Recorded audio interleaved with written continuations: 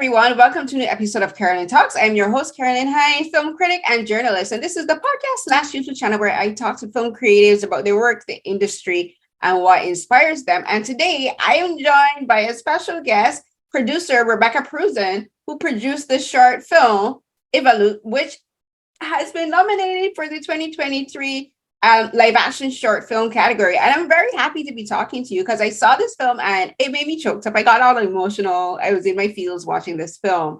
And I think it deals with very serious topic issues. And I can't wait to get into that. But as usual, before I begin talking about the films, I usually like to let my guests say a bit about themselves and what got them into filmmaking or involved with the film industry. So Rebecca, thank you so much for joining me today. And congratulations on the film and being nominated, and to you and the whole crew and cast. So can you talk a bit about yourself first, and what made you decide to become a producer? Well, actually, this is actually my first film. So yes, I've been working with media my whole life. I'm originally I have my master's in information technology, so it's gone from something completely different to here. But for the last many years, I've worked at the Danish Broadcasting Corporation, which is the equivalent of the BBC in Denmark. For the last many years, I was working as a commissioning editor on children's programming. I think working with this film hasn't been much different. I mean, it's a different media because it's film, but the kind of work producing the film has been very much like the work that I've done at DR. So, and the topic working with children is also my favorite. So, yes, it's not that different and that far from what I've done before, but it is my first film. Right. I think for our first film, like you picked a very particular topic to produce, and as you said, like you love working with children, you love working with content that has to do with children. Is that what drew you to Ivalu, to make you decide this is the film I want to produce, because it deals with two girls in particular, two sisters, and it talks about abuse, and I think it also talks about cultural identity too, because it's set in Greenland, and it talks about the cultural identity of these two Greenland Inuit girls, these two sisters. And is that what drew you to the project? Definitely. The film is based on a graphic novel. And so it was actually Anders Walter, who is the director of the film, who's also a very close friend, someone who I've worked with before, and my husband has worked with him before. He was given the graphic novel by a friend who lives in Greenland, and she read it and gave it to him because she thought it was right up his alley, because he has also a history. I mean, all his films has always dealt with children in need of some sort. So when she read the novel, she gave it to him, and he immediately loved it, and he gave it to me. And so the graphic novel is amazing. I wish I had it here so I could show you. It's a beautiful, beautiful graphic novel with the most astonishing colors, and the drawings of the Greenlandic vast nature is just astonishing, but then at the same time it has the most brutal storyline. So this contrast between the poetic pictures and the almost childish colors, and then the contrast of the brutality of the story, I remember sitting right here on my sofa here reading it. It's very brief, and it blew me away. It made me cry. And I knew from that on that I had to just, do whatever I could to help Anders Walter make this film. So, yeah, so we could share it. But we did see the novel is very depressing. The film is pretty hard too, but the graphic novel is even more hard, as it has a very different ending than we put into our film. So we took the graphic novel and we used as much as we could, but we did change parts of it. And the most significant thing we changed was the ending. So you've seen the film, and in the film there is a grandmother who is a witness to the girl's disappearance, and who, I don't know if I should say what it ends with, but it has a positive ending, and it was a very important thing for me that it ends with a sense of hope. No, I for my interviews, we generally go into spoilers because I go very in depth with my questions. And the ending you were talking about in the graphic novel, which I haven't read, but I think I know what it was, because there was a moment close to the end of the film. I was like, no. I was like, I had this moment of trepidation, because she talks about how she's going to follow her sister, and and when you find out what her sister does, you're thinking in your head, this little girl thinks she has no other option, because she feels alone, and she feels very isolated from her family, because it's just her and the dad and the grandmom, but the dad doesn't care at all. And when the film starts out, and I think it's interesting that this film is in her internal dialogue. Like, she's telling the story to herself, and she's telling the story to someone who's listening. And you realize at the beginning it starts with her people getting up and looking for her sister, and you immediately wonder, why is no one worried about this little girl? Like, no one is looking for her. The dad doesn't care. The grandmother, she's just like this, almost like this background observer, and no one in the school, no teachers, there's no police investigation. And I was wondering the entire time, how long has she been missing? So I've been wondering, she's been missing for a while. But then the way the film starts, it made me think that this is the day she wakes up is when she realizes her sister is not coming back. So she's actively looking for her this time. She realized, I'm the only person who has to look for her, because no one else is doing it. And it's a very hard topic, because it deals with sexual abuse. And I think it also deals in a way with it deals with emotional abuse, because Ivalu was the one who was sexually abused by the father. And Pipaluk is I think she's being emotionally abused in the fact that she has no emotional connections to her father. He doesn't look after her. Her mother is not there. The grandmother doesn't live with them. So she's all alone, and she's dealing with a traumatic experience, and no one is there helping her process this. So when you were working with Anders on putting this film together, what kind of discussions did you have about how the story would be told and the way you wanted to tell it? Well, I mean, I think the most important part that we've been pretty much in agreement the whole time. We really haven't had any conflicts about how to do this. But the one thing that I think was the most important for me, and I'm glad that he agreed, that we had to change the ending of the book, because the book is just brutal. I mean, it ends with the little sister Pipaluk finds the sister Ivalu hanging. She's committed suicide. She's just hanging. And life can be brutal. I mean, it's not that this does, and it's not like we wanted to give it to some happy Disney ending, but we still felt a big obligation when we're dealing with such an emotional and sensitive topic, and it's such a big taboo. We wanted to make sure that without making it into this too innocent, I mean, we just wanted to give it some sort of hope. It's still a very sad and emotional film, but at least there is some sort of hope. The way she travels through time, she keeps on seeing all these different scenes of what had, what it could have been and what has been, but it's now empty. So all these scenes of where they used to play together and do, wonderful things together, and now they're just empty. So all these flashbacks to the emptiness, at least at the end, and she goes through this trip, which is also an internal, voyage for her to realize what has happened to her sister. At least she ends up in an embrace of someone who takes care of her. She doesn't live there anymore. And somehow you can trust that there is some sort of future for her that's better than what happened to her sister.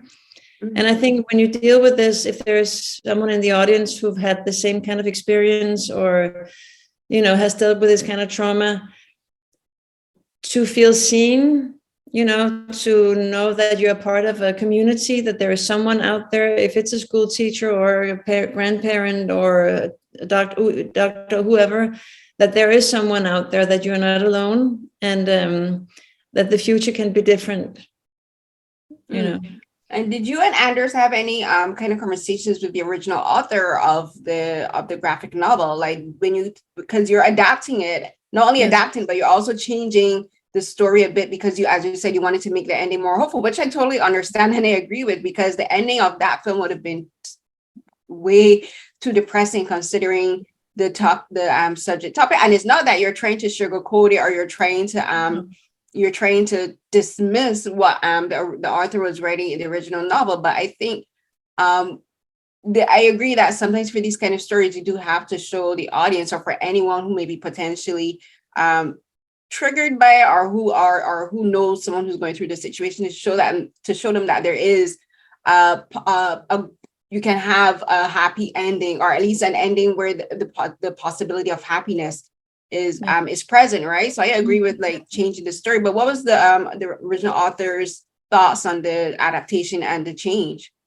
They were very, I mean, I didn't have much dialogue with them. Anders did a little bit in the beginning. They knew that, I mean, they accepted and they agreed on us, adapting the film, so the book into a film. And but the process itself of developing the manuscript, they weren't a part of it. And they didn't know until after we had done it. And I'm very happy to say that they both really agree with, the transformation of their story.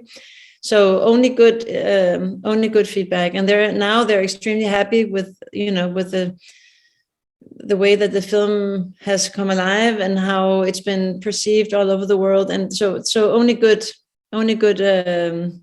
they're only happy about the way we changed it.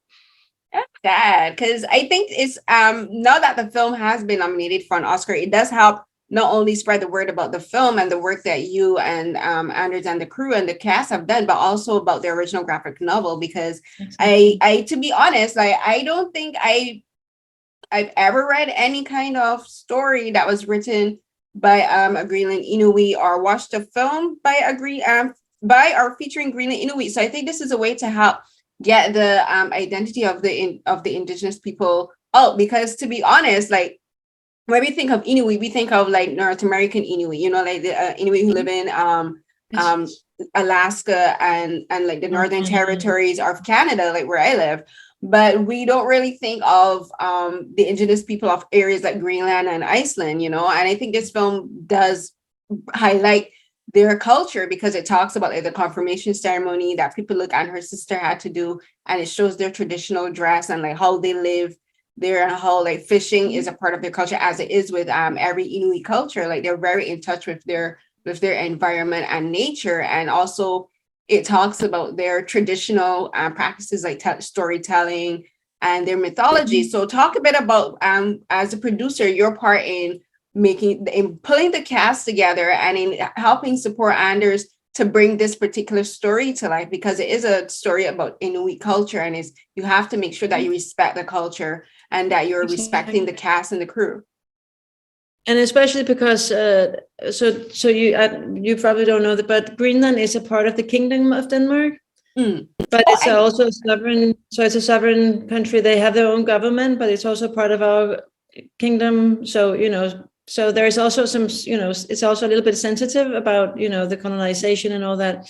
But what we did was, I mean, for us, it was extremely important that we didn't go to Greenland and a big Danish team going in, doing the thing, and then going. So it was only Anders and I and the cinematographer who went up there, and my husband, Kim, who's also a producer on the film. We work very closely with a Greenlandic production company, Pruzan. And they're co-producing the film, and Pipaluk K Jorgensen, who is the co-director of the film, together with Anders. I mean, we could not have done this film without them. And it was also we all knew from the beginning we would not do this film if we didn't do it together with them. Because, we were totally dependent on, for just the fact that it's in Greenlandic. We don't speak Greenlandic, even though Anders and I did do a little bit of a course before. It's very different language, and we don't understand it. So we would have scenes where, in our eyes, it would, it was a very good scene, and then she would be like, no. I mean, the way she pronounced was so wrong. So we could never have done this without them. in anything. I mean, we did the whole, just getting the casting in the beginning. We were, because of COVID, we couldn't go there, so we had to do casting via Zoom. And so they found, I mean, there's not that many people in Greenland. It's 58,000 people, so it's not a very big community, and obviously the number of people so she found, I think, like 10, 15 girls in the different age groups that we could that she suggested for the casting, and we did the whole thing over Zoom. And when we met Mila, who plays Pipaluk, we all agreed that she was the perfect person to portray Pipaluk. But still, I don't think we had no idea when we did that she would be this fantastic that I think she is. And the same for her who plays her older sister Nivi, who plays Ivalu. I think both girls are amazing. I think they are so brave and courageous. They come from a very small society, and to stand up and be part of a film that touches on this, big taboo, and to put their face on, in this film, I think they are the stars. I mean, they deserve all the credit in the world for standing up and to doing this film. And then I think they're so good. I think they're amazingly good, both of them. They are very good. The whole film is about basically the two of them. It's a very contained film. It's mainly these two sisters who, like, you have to get a sense of their connection and their dynamic as sisters through vignettes. It's like we're not getting like full run-on scenes. We're getting scenes of them like fishing, scenes of them like in the boat and telling this story, and like them at home, or just like people watching her sister do her confirmation ceremony. And you have to you're already getting a sense that they love each other deeply, but also that people really looks up to Ivalu, and that she's like the person that she aspires to be, and she listens to the most. And I think one of the scenes that really touched on how, like, even living in the same house, like because Pipaluk is so young, she doesn't understand how she doesn't fully understand emotionally or mentally what her sister is going through. Like, she knows because she talks about hearing the noises outside the bedroom door. But like, there's this scene where her sister, they're fishing and they catch this rockfish, and it seems like, oh, it's going to be a happy moment because they've been fishing forever and they finally caught one. But then Ivalu just, like, she takes the oar and she just starts to mash it. And that's the scene where I really started to realize, wait, something is up. Because before then, the monologue really, it just makes you think, okay, she's missing, and you're wondering, why is she missing? And it actually, in the entire time I was thinking of this film, is like how in North America there's campaigns for missing and Indigenous women, because like Indigenous women and young girls, when they go missing, like the police, the media don't really do anything to find them, right? They don't really offer any kind of support. And it made me kind of think, even in Greenland, where this film is set, like, even the searching for missing Indigenous girls are not a priority. But then when you realize, oh, okay, so something else at home is going on, and it's such a violent moment. But I think the way that Anders filmed it, where it's like it's focusing on the fish, but then it focuses on Pipaluk's face. These two girls, I think they did a fantastic job using their just expressing a lot through their eyes. And for novice actresses, I think they did a really good job, especially with the intense storytelling. So talk to me a bit about that particular scene, because I think that scene is one of only two scenes in the film where there's any kind of like violence in it, you would say, because I think for most of the film is people looking for her sister. And we're going to get into that because I love the cinematography in this film. But talk to me about that particular scene and how you, not only just as producer, but just as an observer and a viewer watching the film, felt about that particular scene, because I think it just says so much about the film. Yeah, well, I think it was a hard scene, especially because Nivi, who plays Ivalu, she's not a very outspoken. She's not the Mila, who plays Pipaluk, is much more expressive, and Nivi is a more close person. And actually, she is this character. And when this scene, it was hard for her to actually, just show the rage and to actually, she's smashing the fish and she's being, violently aggressive, and it's so not her nature. It's not Nivi's nature and it's not Ivalu's nature. Okay, so both the part and the person. But I think that's that's also like, and it's the same with Mila. I think that's where she realizes something is wrong. So that's, as you say, there's so little. They're talking but it's always underneath the surface. And this is the first time it explodes and it comes out. And it was a dramatic scene also because we were on the ocean. The water you told me just before we started how cold it is where you are now. It was freezing. Doing shooting in Greenland was really, really cold. So I was, just even nervous if they would fall into the water. And, we put life vests on them, even though it didn't look that good on film, because I was worried they would fall into the water when they were going. They were both fine and nothing happened. But it was, but also both that scene and then also the scene where you talked about before, where she's sitting outside the bedroom. Mm-hmm. That was also, a very emotional scene. And the first time she realizes that, something is going on, and we didn't really want to show anything. That was a choice we made early on, that we didn't really think it's not appropriate. That's not what we wanted. We wanted to show how the actions that did take place, how they affected this little girl. It wasn't so much the scene itself. It was, her reaction and how she, how she's put into this. I think that was the more interesting. And to me, that makes it much more scary and emotional than actually seeing the act itself. Were there any discussions with Mila about this?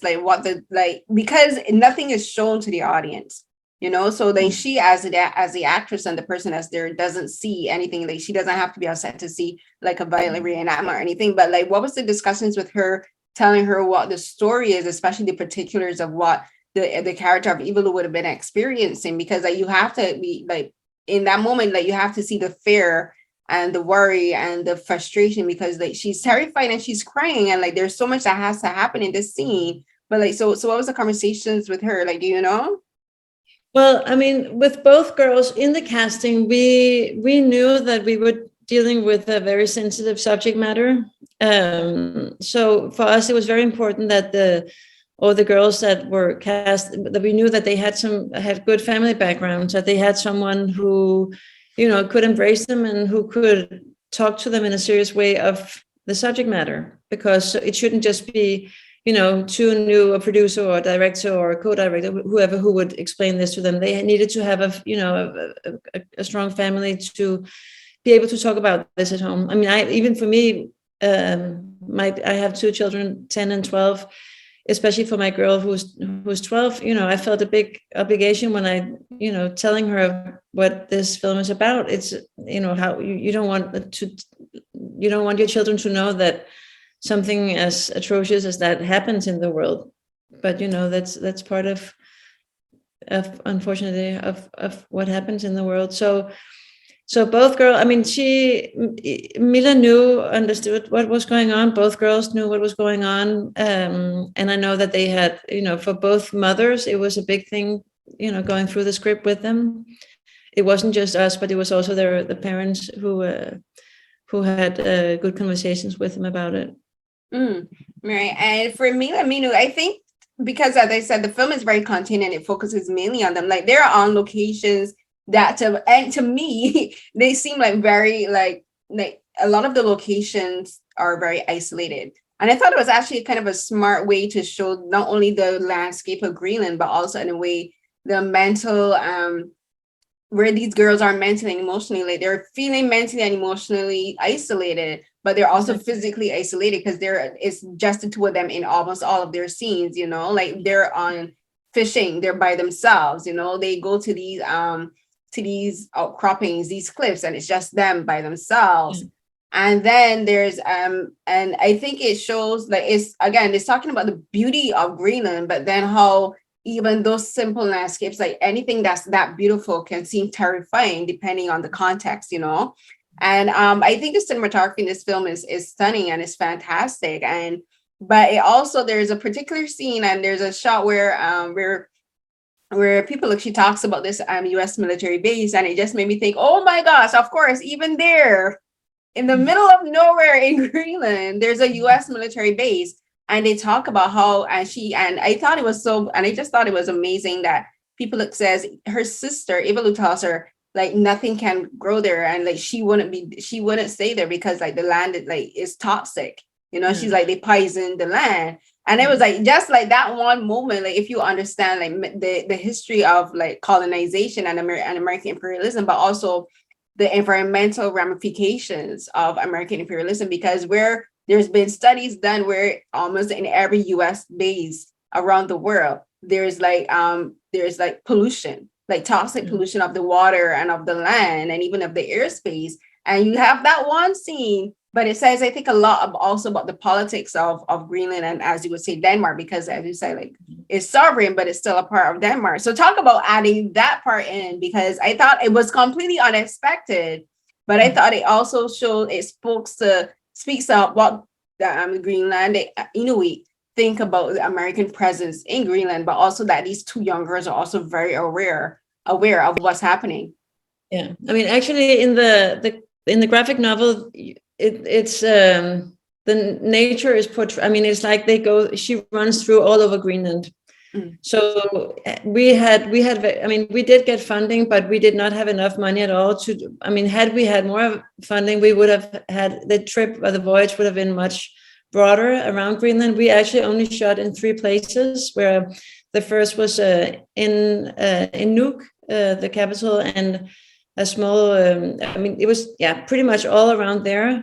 And then in Kangerlussuaq, which is at the inland ice at Russell Glacier, which is also where the American, where they were, that American base was also, the Void American base was also located. But I think the way that we use nature here, would you probably notice that also. I mean, the more she realizes what has happened, the more vast, the more grand, and the more cold nature gets. Yeah. So that's exactly as you pointed out. I mean, what we wanted to show is the loneliness. I mean, because in the beginning she is at school and she's, in the town close to her grandmother, and there are people around her. But the more she goes into this inner voyage, the more she realizes what has happened and what she's gone through. She becomes smaller and smaller in this vast nature. And the same with the American military base. I mean, I think it's so beautiful. I mean, it's just a few shots, but it's so beautiful. And the meaning, as you say, is you can put whatever into it, but it has a very, big symbolic meaning. The same goes, what you probably don't know is at the end where they stand waving, there's a boat or ship out in the ocean. Which is the Queen's ship, right? It's like the Queen Mary. It would have been the Queen. No, it would have been the Queen Elizabeth. Yeah, I remember. No, that's a Danish Queen Margaret. Oh, that's the. Yeah. Oh, we have our own queen. I always forget that.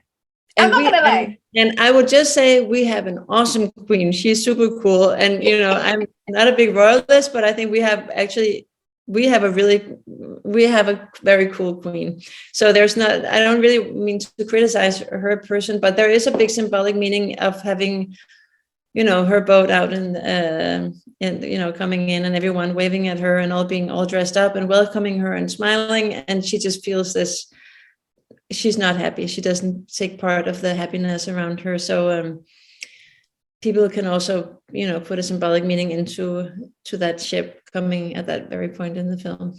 Okay, yeah. So that's the thing. So I'm from the Caribbean. I'm from Barbados, and we didn't. Did we have to? Yes, when it was in primary school, like when we had the Queen or anyone from the royal family visiting, like we had to get dressed up. If you're in school at that time, you have to put on your uniform. Got to be pressed and pristine, hair done. And they make us like line up on the side of the road to like wave. And this would have been like years ago, like when I was way younger, but like you would have to stand up on the side of the road and watch these people in their Rolls Royce drive past, or in my mom's year, back in her day, because my mom was born in 1953, but for her and for my dad and all of them, it was the same thing. You have to put on this pomp, and it's the whole pomp and circumstance of recognizing the royalty. You gotta and dress up and play the part of the pageantry. So when they were talking about that, my mind did automatically go to the British royalty, and I did forget that that there is a Danish royal family, but actually, when we were filming in Greenland, it wasn't planned, but was actually at the same time as the Queen was visiting. And I think it's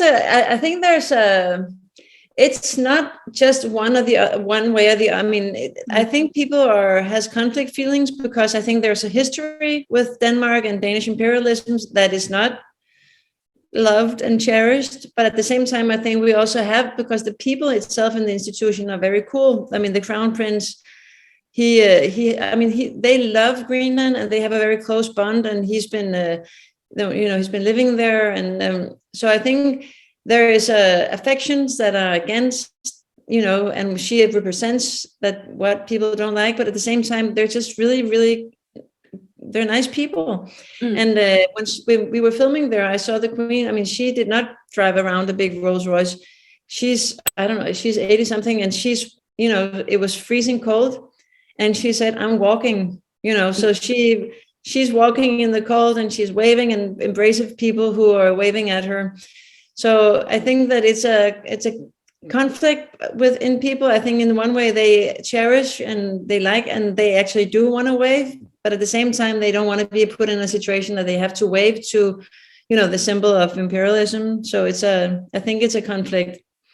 It is. It just was, I completely did forget about the Danish royal family. But the thing is, and it kind of and I think, as you said, I think it's also really great that you and Anders and the crew took that opportunity, and you were like, you know what, she's here, let's tie it in, because it does tie into the whole the scene with the military base, and it's also a way of tying in how even while Pipaluk is going through this very traumatic experience, she still has to, in a sense, put on a performance for people. Like, she's feeling very, she's trying to process this thing that happened to her sister, not only with the father, but what her sister eventually did.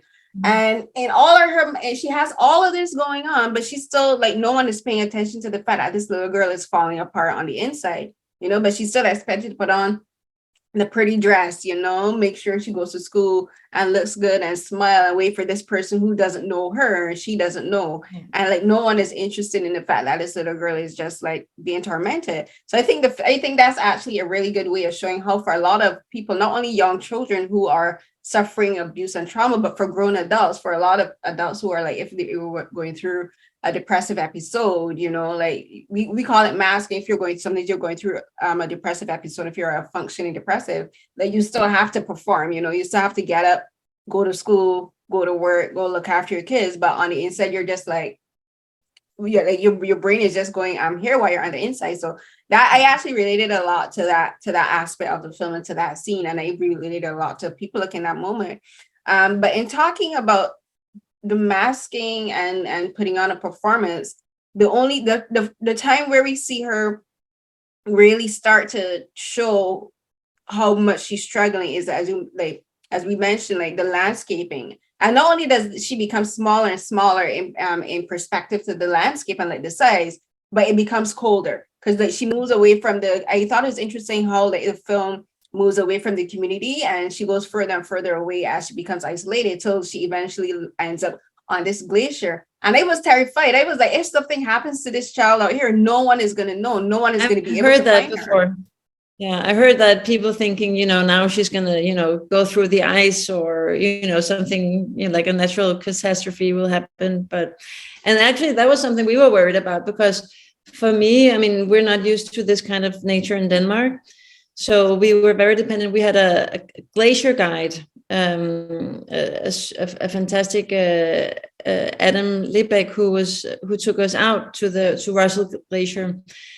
And I mean, it was beautiful, and the snow had fallen, but I was worried, can we walk on this? And he was just like, he said, Rebecca, the ice is whispering to me, you're safe, and it was, the nature is astonishing and it's fantastic. But I heard from other people that was, a fear that something dramatically would would happen to her. But yeah, I was terrified. I was like, if she falls into a crevasse, like not only just the actress, but just like the character, because I was thinking in my head, if this was a story and if this was, and this is the character, I'm like, if she fell into a crevasse, no one would know that she's missing, and I was thinking, would anyone go looking for her? Because no one seems to care about her sister missing. Would anyone go looking for her? And then there's this shot. I think this shot is stunning, where like she's on the glacier and she's running, but it's just her footprints. Yes, it's just her. She's just slowed down, and all you see is her footprints. And I think it's just a stunning piece of cinematography in that scene. But it just highlights like she's all alone. Like no one else has been where she is. Like no one else is looking, and she's cold, and the landscape is just blistering white and blue. Like nature is beautiful, but it's also extremely dangerous. And in this moment, like she has this crow that's talking to her, telling her, if you follow me, you'll find your sister. And so this is another instance where I believe it's talking about Inuit mythology and culture, where it's like she follows this crow. And it kind of made me think, there's another story that I remember from years ago where it's kind of the same thing, where this crow was like leading this little girl. And it kind of reminds me of the story of Nancy the Spider, which is a West African and Caribbean folklore, where Anansi would lead children and like talk to children if the children aren't being listened to, but then also Anansi was a trickster, and Nancy would play tricks on the kids. And I was wondering if that was the same thing was happening with the crow. I'm like, is this crow really leading her to her sister? But then that's where we see that it does lead her to her sister, and this revelation of it is devastating.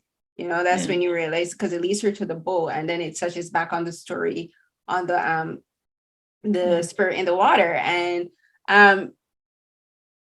I don't know, I think for me that's when I really did get choked up, because I realized this story is really about something that doesn't get touched on often, and it's something doesn't get, it's being told from the perspective of another victim, because like in the story, Pipaluk is a victim too, and like usually in Western media in particular, if you get a story about sexual abuse or sexual assault and abuse in that way, it's kind of like a police procedural, something like CSI or one of those cop shows, where it like the victim isn't really the point of the story. It's about the cops or the FBI agents or CSI agents looking for these ones. But in this story, it's about the victims. It's about it's telling the story from their perspective. So so for you, I have to ask this question, like as a woman, like when you're working on a project like this, like was there any moment where you had to like you said you worry about your kids and you have to talk to your kids, like, but for you personally, was there any moment where when during production or even after production, like after you saw the film, where you realized that this film had the potential to hopefully start a discussion on sexual abuse and like advocacy for children and paying more attention? I think that's the whole purpose. For me, that's the purpose of making this film, because it is such a big taboo, and I think the best way of breaking a taboo is starting a conversation like you and I right now. So I think that's such an important part. And also I think, I need to put on battery. Sorry. Okay.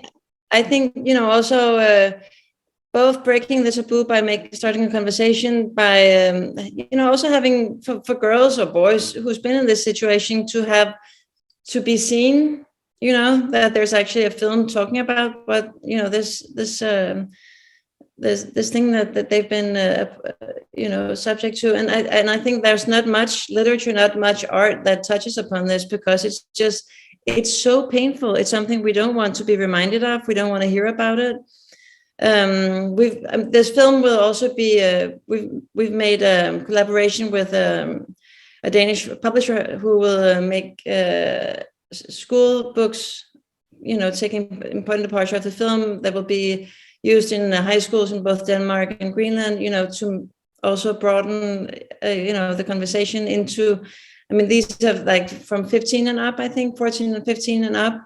So for there's still children, young people. And I think even though we don't want to talk about it, I think we do need to talk about it. And I think it's important to, unfortunately, what happens with children who are in this situation, with the most, where you need to feel the safest is where they're, exposed to the most horrible thing that can happen. And often these children will, they feel guilty and they feel sorry for their parents and, all these emotions, but often they feel guilt. And if there's one thing they shouldn't feel, it's guilt. And I think by making it okay to talk about is a way of breaking this, feeling of guilt and a feeling of taboo. Mm-hmm. And we haven't mentioned the word yet, but I have to mention the word because I was just thinking that we're talking. I'm taking you with me because I need to take my power. It's okay. Go plug your laptop in. Okay, but just continue. I'm listening.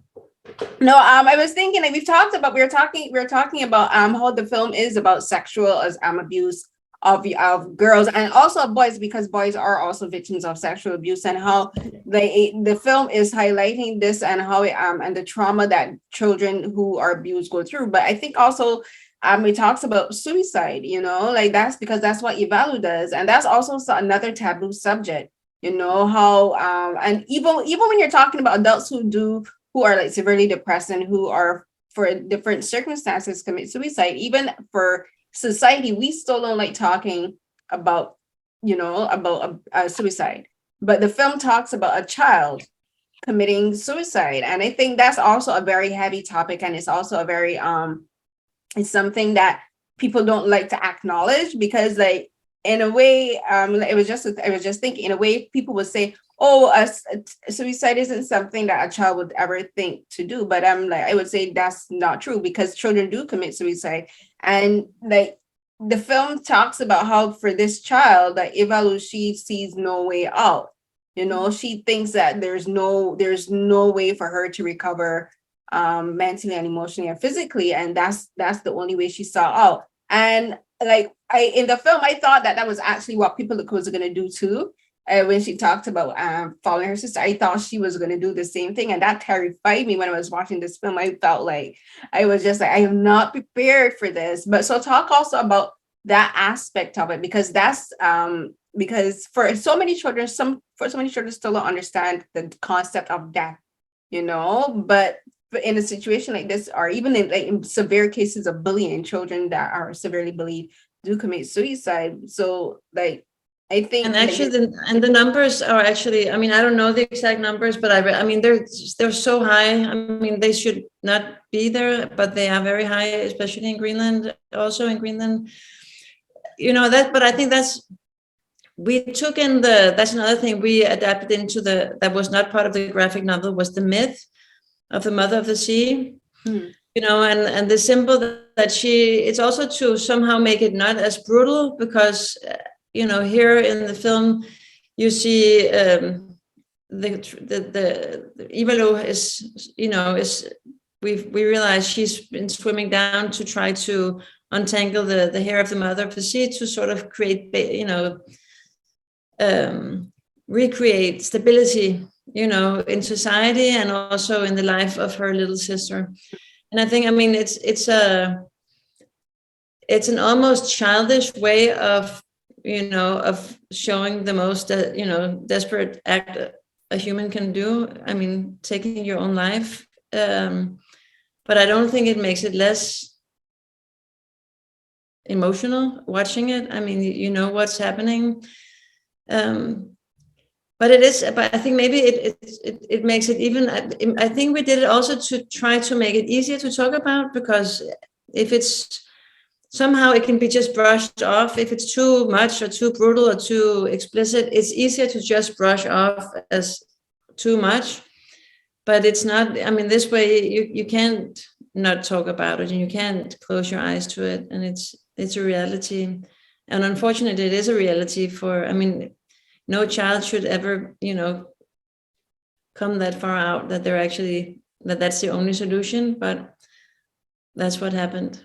Yeah, and I also saw that you said like it was a way for her in her mind creating stability, but I also kind of saw it almost as a sacrifice for people. Like she believed that if she did this, that what happened to her would have happened to her sister. And using the mother of this of the sea as kind of a metaphor too, because it's in a way for her for seeking a comforting embrace from some other entity. Like she's not getting this comfort at home, so she needs to find it in the sea, and she finds it in this mythological creature. So where did since that's not in the graphic novel, where did Anders come up with the idea of adding that into the story? Well, it's myths are a big part of Greenland culture, as the Inuit culture, and so it was something that we chose early on. It's also a very typical thing, way of creative expression of Anders Walter. I don't know if you've seen any of his other films. He made a few years ago, I think 7 or 9 years ago, he made another short film called Helium that actually won an Academy Award, where it talks about a child who's dying from an illness. And in that, he also used, it wasn't myths, but it was also like a different layer of, a graphic layer that makes it easier for a child to accept, to pass on to the next stage. And I think, and it's a very typical, Anders Walter thing to almost make something magical or childish, like a childish imagination into the film, which I think makes it, I love that, that part of it. And it doesn't, I don't think it makes it less hard, but it just makes it more easier to grasp or easier to talk about. And that's, we really wanted to be something that people could watch and start a conversation about, and not just, it wasn't just too much. It's not something you can close your eyes to. No, for sure. I think it's a metaphor that children would be able to understand, and that parents and teachers could use to speak to children about. And speaking about teachers, that you mentioned that there's going to be teaching materials that are going to be distributed in the school. So I think it's amazing that that's such a positive outcome of the film. Like this, like you have now a tangible teaching tool. So talk a bit about that. But like I imagine, like, how did that happen? Like, was that something that you and Anders and the team came up with, or was it like, for instance, like maybe the school board or something? No, it was something that I did because I think, to me, that's how I normally work. I like to make collaboration with different, so we have different outlets and different inputs. We're also working with the Save the Children organization, who's going to use the film both here in Denmark. For us, as I said, it was for us, there was like 2 lives of the film. The film has an artistic life, and it goes to festivals, and now it's been nominated, and that's one life, and it's wonderful and fantastic, and that's how it gets spread out in the world. That's how it travels, and then it has the other life where it will actually make, I hope, a big difference to people and children who sees it and who talks about it. I've also worked a lot closely with different psychologists and experts who work with this topic on a daily basis. And for them, they say that it's, this is such a big taboo. If they come into a dinner party and, the person sitting next to them asks, so what do you do for a living? And, well, I work as a psychologist. And with this subject, it's like, it's so hard. People turn, almost physically turn away, and it's not because they don't want to, it's just, it's so hard that it's almost too much to talk about. In her opinion, the one chief psychologist from Copenhagen that I spoke to, in her opinion, that's also why in Denmark, the hospitals are, they're not getting funding in this field. The research is being limited, and they're closing. They just closed the biggest place in Copenhagen for children who are victims of incest has just been been closed down. So there's now no free psychological help to them. They can find it maybe in the city they live in, but it comes down to money, which it shouldn't be. It should be something that's that's offered. And so this is that's what we really hope, that this film will make. Will put focus on this and make people realize it's something it's extremely important, and it's And the people, I mean, there are a lot of other problems in the world, but this is just such a hard thing for these children who are victims, because they don't talk about it and they don't feel the hurt and they don't feel seen. And well, I hope this little film will help do that too. Not just, and that's why I'm saying it has two life. It has the school life and the Save the Children life and the political life, and then it has the artistic life and I think both will hopefully make a difference. Well, the artistic life and getting nominated for an Oscar and like all of the awards that it's won will definitely help boost the real life side of it, because like it does lend I hate to use the word, but validation and credibility to the story. And you can say, well, this is an Oscar nominated or hopefully Oscar winning film, and like that could help with funding. And I think it's amazing the way it kind of ties into your previous your work working with the broadcasting station, because like that's where your ability to be able to say this is how getting these kind of stories used to create a program, a children's program, or even a program for their parents where we can talk about sexual abuse and incest and mental health issues in children and in teenagers. Like that's the way for you. Like I can imagine for you, you're saying like, I've gone into producing, but it's still part of what I used to do all those years, like working for the TV station. Yeah, exactly. Yeah, I think it's extremely rewarding. Mm-hmm. Yes, and so I know we're gonna have to wrap it soon. So I want to ask you, for you, what is next? So are you and Anders working on any other projects? Or are you working on another production soon? Or you're not right now. I mean, he's finishing. He was doing parallel to this. He was actually doing his first Danish feature film. So he's been running back and forth between these two projects, and I think that's coming out in the fall. I'm not sure. And for me, I mean, my whole life right now is focusing on Ivalu and the life, with the campaigning and the Oscars and all that. And then the afterlife for that, we're going to travel with the film, and create more conversation. And what happens after that, we'll see. If you ever find yourself in Toronto, I will be happy to. I would love to meet you in person eventually. That would be great. Well, hopefully, I don't even know I mean, I've been to Toronto. I think it's a fabulous town, and I think just going on the airplane from Copenhagen to Toronto gives you a hint of why it's so fantastic. Because I don't think I've ever been on an airplane with so many different nationalities. The films with languages and cultures and religions. I mean, it was the broadest catalog of film. And I think that gave a good sign of what the city is all about. Mm-hmm. Yeah, it's very multicultural and very multi-ethnic. How long is a flight from Copenhagen to Toronto? Oh, too long. I can't remember. It was too long. No, but we'll see. I don't even know. I mean, I know there's Toronto Film Festival that I've gone to before, and I don't even know if they have shorts, but if they do, we'll come and we'll be there, and I hope they do. They have the shortwave programs, and they have like an amazing shorts program. So definitely do submit the film for that. And again, congratulations to you, Anders. The cinematographer, I did not mention his name, but whoever did the cinematography, like amazing job. His name is Rasmus Heise, and he's amazing. Anders and him, they always work together.